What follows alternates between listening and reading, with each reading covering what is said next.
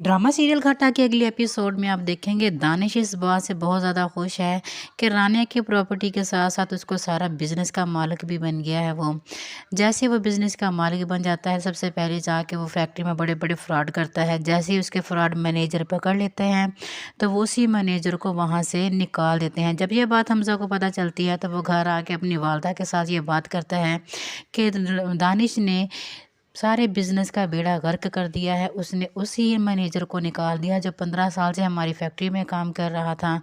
वो अब पूरे तरीके से उस बिज़नेस पे काबज़ हो गया है। अब हम कुछ नहीं कर सकेंगे रानिया के लिए और उसकी माँ के लिए। रानिया घर से भागने का तरीका ढूंढ रही होती है लेकिन उसे कुछ तरीका नहीं मिलता है। तभी वो अपनी माँ से कहती है कि किस तरह हम इस जहन्नम से आज़ाद होंगे, कैसे निकलेंगे। उसने हमारे लिए ज़िंदगी को जीना तंग कर दिया हुआ है। नाज़रीन, आगे आप देखेंगे रशीद नवाब से कहते हैं कि अपनी औलाद का हाल देखो। एक तुम्हारी बेटी है जो अपने घर से तलाक लेके बैठ गई है और दूसरा बेटा है जो उल्टे काम में मुलव्वस है और अपनी ही बीवी और अपनी सास के ऊपर इतना जुल्म कर रहा है। ये तुम्हारी तरबियत का नतीजा है। तुम तो बच्चों की तरबियत सही तरीके से नहीं कर सकी। जिस पे नवाब कहती है कि हाँ, सारा कसूर तो मेरा है, तुम बहुत अच्छे थे, तुम कर लेते अपने बच्चों की तरबियत।